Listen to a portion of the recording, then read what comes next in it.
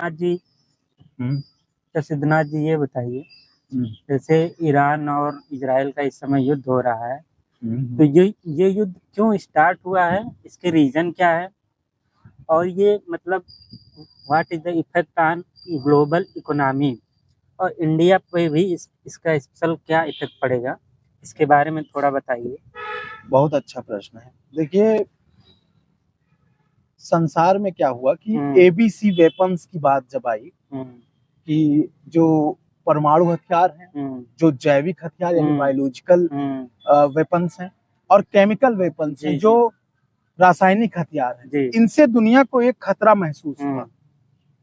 ऐसे में ये माना गया कि कहीं ना कहीं हमें इनका अप्रसार करना है हम्म। कि ये प्रसारित ना हो पाए। जी। जिन देशों के पास हैं हम्म। वहीं तक ये सीमित रह हाँ, जाए इसको रोक और देना है। अन्य कोई नया देश इनका प्रयोग करके हम्म। परमाणु हथियार ना बना पाए। जी। लेकिन हमने देखा कि दुनिया के इतिहास में हम्म। कई देशों ने ऐसे प्रयास किए हम्म। और इन हथियारों का सफल परीक्षण किया। हम्म। हमारा भारत भी, इंडिया भी किया। इंडिया भी किया। सोचिए, आप सोचिए 1974 में जब पोखरण में परमाणु विस्फोट जी। हुआ, उसका नाम रखा गया हम्म। बुद्धा स्माइलिंग। हम्म। कहा बुद्ध, ये धरती शांति की है, लेकिन उसका नाम क्या रखा गया? स्माइल बुद्धा। स्माइलिंग बुद्धा। हम्म। बुद्ध मुस्कुरा रहे हैं और इधर परमाणु बम गिर रहा है। जी। तो भारत का ये कहना है कि आसपास शांति के लिए हम्म। हमने ये प्रयोग किया। जी जी। ऐसे ही अब वो घटना ईरान में हो रही है, हम्म।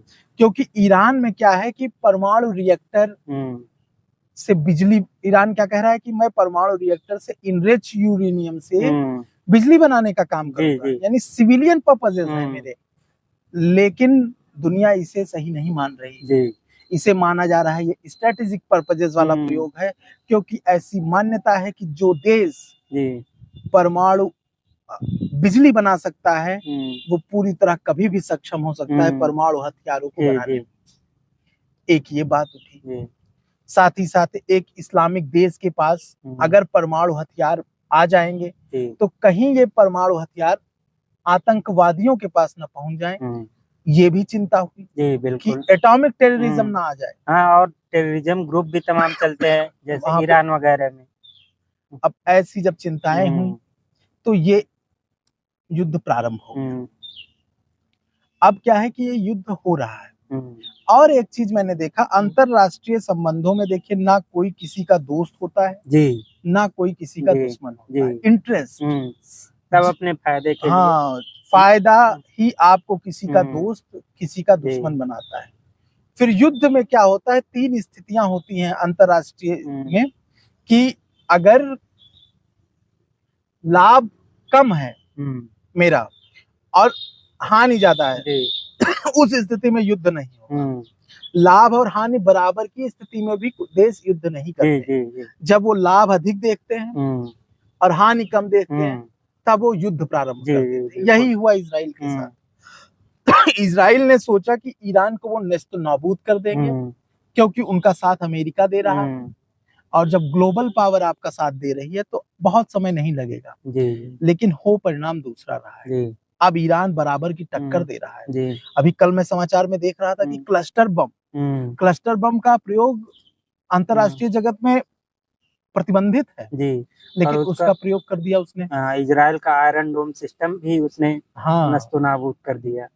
इजराइल को जिस पर बहुत घमंड था, मतलब उसको भी भेज दिया ईरान ने। और सबसे बड़ी बात ये थी कि इजराइल अत्याधुनिक हथियारों से संपन्न देश है, तो माना जाता था एयर डिफेंस सिस्टम इजराइल का बहुत अच्छा है।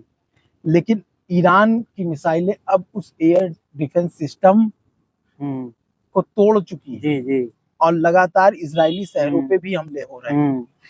और ऐसे में चिंता और बढ़ जाती है कि अगर मान लीजिए, दूसरी तरफ क्या है कि अब चीन और रसिया ये खुल करके नहीं, लेकिन डिप्लोमेटिक रूप से ईरान के साथ अमेरिका भी मतलब इसमें क्योंकि शामिल हो रहा है। कुछ हथियार ऐसे मिल रहे हैं जो कहीं ना कहीं चीन और रसिया से उसका संबंध। वहीं इजराइल के साथ क्या है कि ईरान में जो एरोप्लेन जा रहे हैं और हम्म। वहां से लौट के आ रहे हैं, इनका तेल आखिर इजराइल के पास कहाँ से आ रहा है? जी जी तो कहीं ना कहीं अमेरिका भी इजराइल का सहयोग कर रहा है। बिल्कुल सहयोग कर तो रहा है। ऐसी स्थिति में देखिए, अगर ये सीज फायर नहीं होता है, अभी कल मैं बयान पढ़ रहा था न्यूयॉर्क टाइम्स में, न्यूज़पेपर में मैं देख रहा था कि उसमें लिखा था कि 2 हफ्ते का टाइम मांगा है उन्होंने, ट्रम्प ने, कि मैं कोई डिसीजन लूंगा। अब 2 हफ्ते वो देखेंगे और ये 2 हफ्ते बहुत ही अहम होने वाले हैं। अगर सीज फायर नहीं होता है तो कहीं ना कहीं दुनिया वर्ल्ड वार 3 में ना चला जाए, ऐसी भी चिंता अंतरराष्ट्रीय जगत में की जा रही है, क्योंकि मानवता के लिए ये चीज बहुत बड़ा खतरा है। और एक रीजन ये भी है, जैसे अभी फिलिस्तीन और इजराइल में हो रहा था युद्ध, तो वो ईरान सपोर्ट कर रहा था, जैसे हिजबुल्ला, फिलिस्तीन में युद्ध चलता है हिजबुल्ला, और ये हमास वाला जो था, तो इसका सपोर्ट कर रहा था ईरान। तो ये एक रीजन ये भी हो रहा है कि इसका मतलब युद्ध का। हाँ, ये युद्ध का रीजन। और एक बात आपने बहुत अच्छी पूछी कि आर्थिक प्रभाव क्या पड़ेगा। हाँ, आर्थिक प्रभाव इसका ये पड़ने वाला है। अब देखिए, इजराइल का 6,000 रुपए, 6,000 करोड़ रोज खर्च हो रहा है युद्ध, ठीक है। तो कहीं ना कहीं उसके मिसाइल भी खत्म होने वाले हैं, मिसाइल भी खत्म, भी न्यूज में आ रहा है कि फिर हम क्या देखते हैं कि ये तेल उत्पादक देश, तेल उत्पादक देश, फिर दुनिया का 20% तेल जो हार्मुज जल संधि है, वहां से जाता है। अब अगर किसी तरह से ईरान ने उस पर कब्जा कर लिया, वहां से तेल आना बंद हो गया। दूसरी चीज, ईरान खुद क्योंकि तेल उत्पादक देश है, तो कहीं ना कहीं ये, और कहते हैं कि अगर तेल, पेट्रोल और डीजल महंगा तो सब कुछ महंगा। भाई, ट्रांसपोर्टेशन अगर कॉस्ट बढ़ी तो आप देखेंगे महंगाई बहुत बढ़ जाएगी, तेल का एक्सपोर्ट इंपोर्ट ही बंद हो जाएगा। इधर इंडिया में जो ये साउथ एशिया है, इधर तेल आना ही बंद हो जाएगा, तो इंडिया में भी तेल की कीमत बढ़ सकती है इससे। अब क्योंकि हम भी इम्पोर्टर रहे हैं ईरान से। ईरान एक ऐसा देश है जो रुपयों में हमें तेल देता है, यानी वहां हमें डॉलर करेंसी का यूज करने की जरूरत नहीं पड़ती है। तो एक सीधा इफेक्ट है इसका कि तेल की कीमत तो बढ़नी है। अगर युद्ध नहीं रुका तो तेल की कीमत बढ़ेगी और इससे भारत में महंगाई और बढ़ेगी।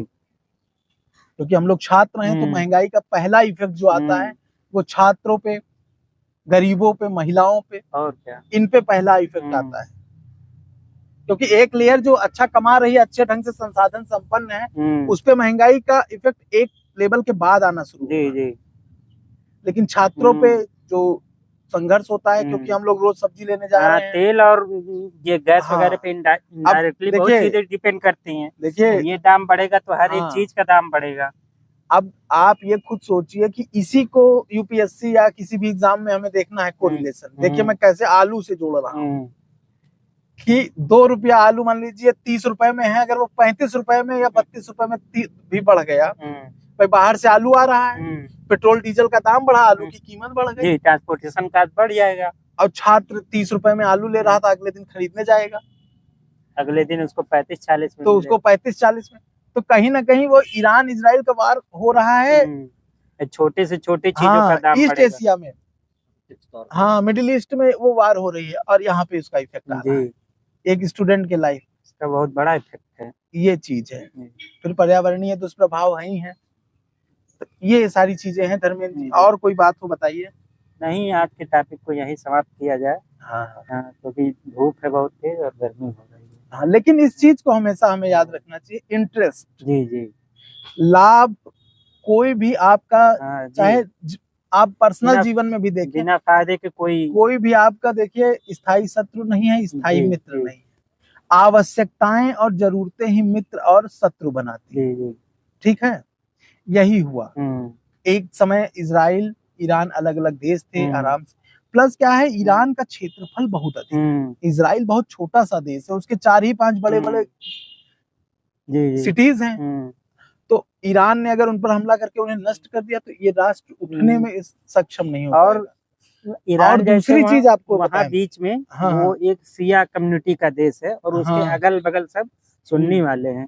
तो ईरान जैसे मुस्लिम कंट्री का नेता बनना चाह रहा है, और उसके अगल बगल में सब उसके विरोधी पड़ जा रहे हैं। नहीं, एक और चिंता है, अमेरिका की चिंता क्या है कि जिस जगह पर इन्होंने अपना परमाणु आयुध या परमाणु चीजें छिपा रखी हैं, वो फारस का वो है, वहां पे बिना मिलिट्री उतारे आप ये सोचे कि एयर डिफेंस से या एरोप्लेन से किस तरह से आप उसको नष्ट कर देंगे, तो ये पॉसिबल नहीं है। ये अमेरिका की चिंता है कि अगर वो युद्ध में शामिल होता है तो वो फिर वहां से निकल नहीं पाएगा। अगर किसी कारण से वो शामिल, मतलब जिस कारण से वो शामिल हुआ, तो फिर उसे फिर ईरान के सभी टॉप लीडर्स को, टॉप नेतृत्व को खत्म करना होगा और वहां नए तरीके से सत्ता स्थापित करना होगा। और ये सब इतना आसान नहीं, ये इतना आसान नहीं होता। आपने अफगानिस्तान वार में ही देखा होगा, बहुत बड़ा नुकसान हुआ होगा, तो वहां से बड़ा नुकसान होगा। तो ये क्या कर रहे हैं, ट्रम्प अमेरिका फर्स्ट की पॉलिसी पे चल रहे हैं। तो ये सोच रहे हैं कहीं ऐसा ना हो अमेरिकी सैनिकों के मारे जाएंगे, उसमें अमेरिका का नुकसान हो, डायरेक्टली शामिल होना नहीं। हाँ, बहुत एनालिसिस कर रहे हैं कि उनकी बातों से ही खोमनेई वापस ले लें, युद्ध सीज फायर हो जाए और वो उसका वाहवाही करके नोबेल शांति पुरस्कार पा जाए। लेकिन ये इतनी आसान रहा है नहीं, खोमनेई खुल करके अब विरोध में आ गए हैं। तो यहाँ से दिक्कतें शुरू हो जाएंगी और दिक्कतें बढ़ेंगी इसमें, क्योंकि अगर 2-4-10 दिनों में ये चीजें वापस नहीं हुई तो दुनिया एक अलग रूप में संकट की स्थिति में आ जाएगी। बिल्कुल। तो आगे देखते हैं, इस पे हम लोग आगे चर्चा और चर्चा करेंगे जैसे जैसे ये आगे होता है उसके बारे में और धन्यवाद। अब यहीं समाप्त किया जाता है। हाँ, हमारे साथ हमारे मित्र प्रदीप जी भी हैं, बहुत मेहनत कर रहे हैं ये, और इन्होंने बहुत अच्छे से रिकॉर्डिंग की है और अच्छे जानकार हैं ये अंतरराष्ट्रीय संबंधों के और व्यक्तिगत संबंधों के, दोनों की बहुत अच्छी जानकारी प्रदीप जी रखते हैं। बहुत बहुत धन्यवाद प्रदीप जी, आपका बहुत बहुत शुक्रिया। आप दोनों लोगों का बहुत बहुत शुक्रिया और अब मिलते हैं नेक्स्ट टॉपिक।